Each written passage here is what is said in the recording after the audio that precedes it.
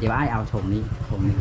ได้บ่ที่ว่าจะอยู่ใกล้เคียงกับอำเภอเฉลิมพระเกียรติจังหวัดน่านประเทศไทยนะทุกคนถ้าผู้ใดสนใจอยากสั่งซื้อสามารถสั่งซื้อผ่านเพิ่นได้เลยได้นี่เนาะเป็นกลุ่มผลิตซาบ้านสะแมดน้อยสบายดีสาวนี้ โดยสบายดี อ๋อนี่ก็คือเป็นพนักงานของรัฐวิสาหกิจไฟฟ้าลาวอ่ะ มันเลาะเก็บเงินคือสิได้เงินหลายอยู่เนาะเอาเฮือนอยู่ใส่นี่ อยู่เทิง บ่แล้วง่ายเถอะบอกเก็บค่าไฟนี่ บ่ บ่แล้วง่ายเถอะ ไปค่ายแมงก่อนบ่ได้บ่ อ๋ออยู่บ้านเฮาก็คือกันได้เขาเจ้าสิเอาบินไปเลาะเก็บแต่ละเฮือนรับผิดชอบบ้านนี้คือว่าน้องนิฟนี้ แล้วติดหนี้ค่าไฟได้บ่น้องนิฟติดหนี้ค่าไฟได้บ่ ได้ ได้ปะโอ้คันซั่นอ้ายก็สิได้ขอติดหนี้ค่าไฟไว้ก่อนได้ล่ะเดี๋ยวเพิ่นจะไปเคาะได้บัดนี้ไปเคาะแต่ละเฮือนเพื่อไปเก็บค่าไฟได้มาอยู่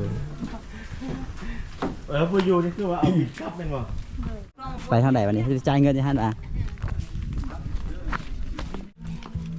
เด้ผู้สาวน้อยเด้ขุดเมียง เอาแม่ เอาไหม เอาไหม 2-3บัง เดี๋ยวเวลาเก็บค่าไฟเนาะทุกคนอยู่บ้านนอกเขาก็อยู่ชนบทเขาก็จะประมาณนี้นะเขาก็จะเลาะเอาบินค่าไฟมาใช้แต่ละ คนใจกันนะไฟราคาสูงเว้ย ปลาถึกบ่ถึกนี่15,000 ตอน10,000เลยนะ เตรียมบ่เลย แม่ของเศร้า ถ้าพูดกับผู้สาวสุนทรใกล้เนาะทุกคน ไปยังเด้สาว ส่วนเวทีไปจก เลิกเพิ่นแน่ บ่มีเงินใบน้อยก็บ่ถอนเลยแหละเจ้าก็เอาเลย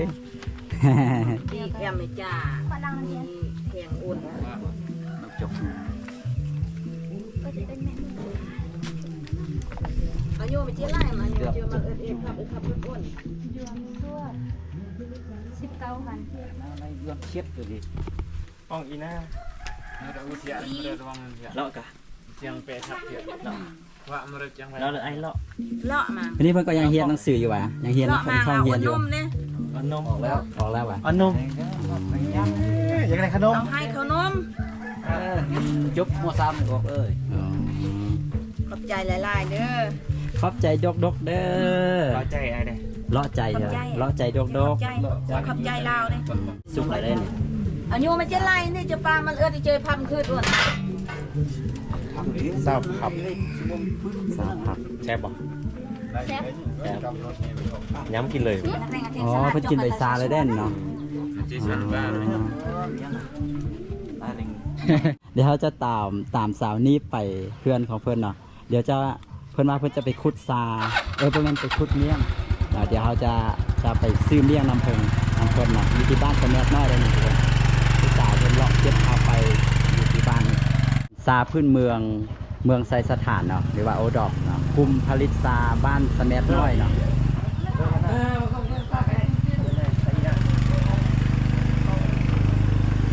อันนี้เขาจะตามสาวนี่ไปขุดซาโมเมนต์ไปขุดเมี่ยงเนาะทุกคนเดี๋ยวจะลองไปเบิ่งการขุดเมี่ยงของเพิ่นเมี่ยงของเพิ่นนี้จะอันนี้เขาฝังมาได้จากมือละ เข้าไปแล้ว อ๋อซาปลายมือยังบ่ทันฮอดเดือนเถื่อ โดย แล้วมันเป็นกลิ่นแล้วบ่ เป็นแล้ว เป็นแล้วบ่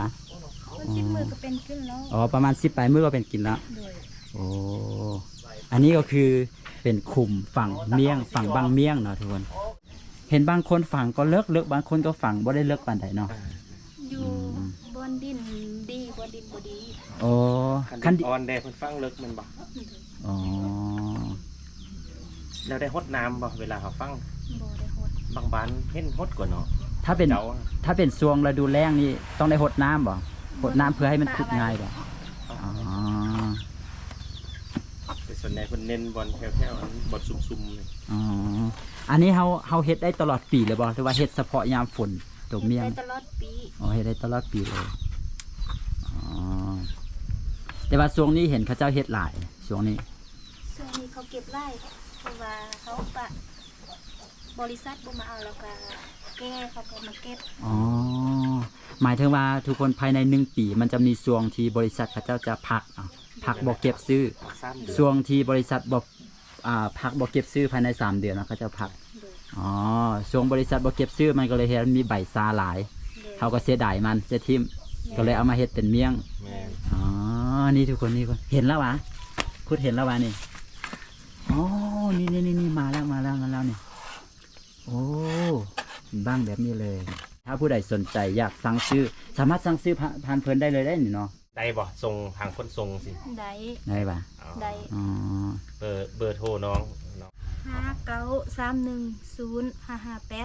9310558 เลยนี่ก็คือเบอร์ของเพิ่นเนาะทุกคนผู้ใดสนใจอ น้ ยา อก ง กิ นิ น ดเนาะ อยากกินเมี่ยงเนาะอยากกินเมี่ยงก็สั่งเพิ่นได้เด้อนี่ เลี้ยงบางข้อง เลี้ยงบาง สุดเขาไปเฮานะทุกคน ได้มาแล้ว3นะกำลังพูด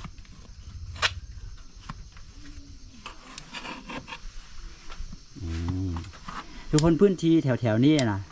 ของเมืองไซสถานแขวงสัญญาบุรีนะจุดที่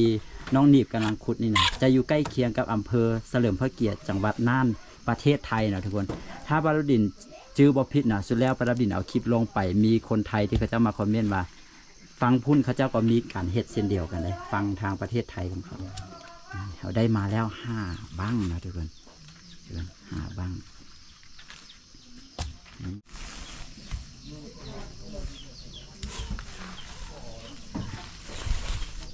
ยามฝนแดดนะเขาจะ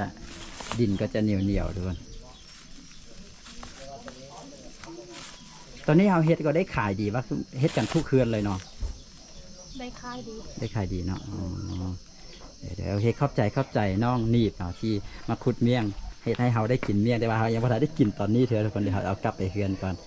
อยู่ที่เฮือนน้องนีบเนาะทุกคนก็จะเป็นซาพื้นเมืองไซสถานเนี่ยหรือว่าโอดอปเนาะทุกคนก็จะเป็นกลุ่มผลิตซาบ้านสะแมดน้อยนะจะมีเบอร์โทรตามนี้เลยทุกคนผู้ใดอยากสั่งเมี่ยงนำสาวนีบอยากสั่งเมี่ยงสาวนีบก็ติดต่อหาตามนี้โอ้แล้วน้ำซามาให้โอ้เข้าใจเนี่ยโครงการเนี่ยขอเกี่ยวกันนะอันอยู่นี่เขามีซาแนวใดเด้น้อง ซาอยู่นี่มีซา น้องพาไปเบิ่ง ซาเขียว เด้อ เหงา อ๋อ ซาเขียวคอดซาเขียวเหงาซาแดง อ๋อ ซาคอสซาเขียวซาแดง อ๋ออันนี้คือซาเขาเฮ็ดเองเลยบ่ โดย เคยเฮ็ดเอง เฮ็ดเองคั่วเองเลยตากเองเลยอ๋ออันนี้คือพอน้องหนีบเนาะ เขียว อ๋ออันนี้จะเป็นซาอะไร อันนี้ซาเขียวเหงาอันนี้ ซา นะซา เขียว ตากแดด อ๋อ ตัวนี้จะเอามาตักแดดนะ เขียว โดย ตัวนั้นจะอบในคอร์ส ตัวนี้แล้วก็อบ ตัวนี้จะอบ โด อ๋ ย อตัวนี้จะอบ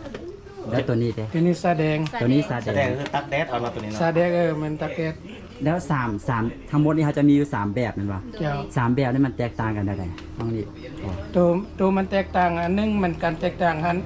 การหุ้มห่อผลิตภัณฑ์สำเร็จรูปตัวนี้มันแซ่บกว่า โอ้ ตัวนี้มันยังมีผลิตอยู่แต่ประเทศอื่นตื่นตัวนี้นะ โอ้เด้ออ๋อแต่ว่ารสชาตินี่หยังมันคือกันบ่ รสชาติมันต่างกัน อันหนึงเลยเรื่องซาแดงกับซาเขียวนี้มันต่างกัน อันหนึงซาเขียว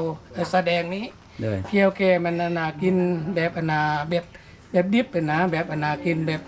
แต่การซุ่มคอนมันซุ่มคอคือกันมันต่างกันมัน อ๋อเด้อ เรื่องการอนามันรสชาติบ่คือกัน เด้อ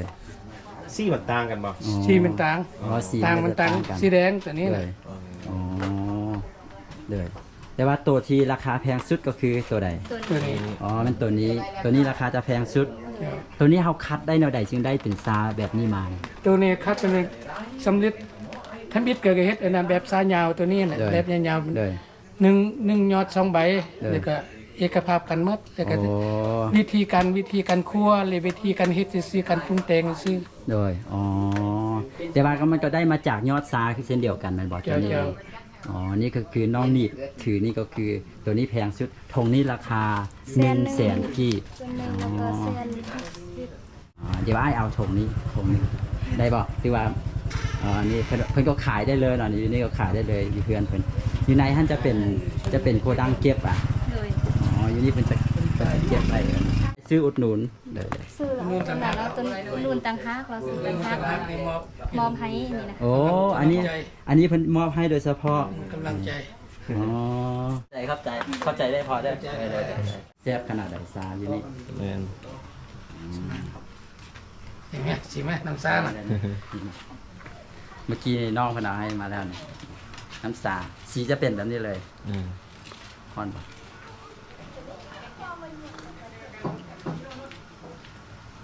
หอมนะหอมแล้วมีความสด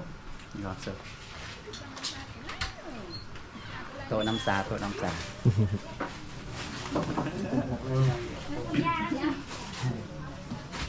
อันเจ้าของเพิ่นเนาะนั่นคนนั้นเนาะเฮียใจดีแหละ ในตอนนี้ฮันบริษัทมันก็หับซื้อเฮาก็บ่ได้หับซื้อเสีย ตลาดก็พามาซื้อเล็กน้อยซอยไปส่วน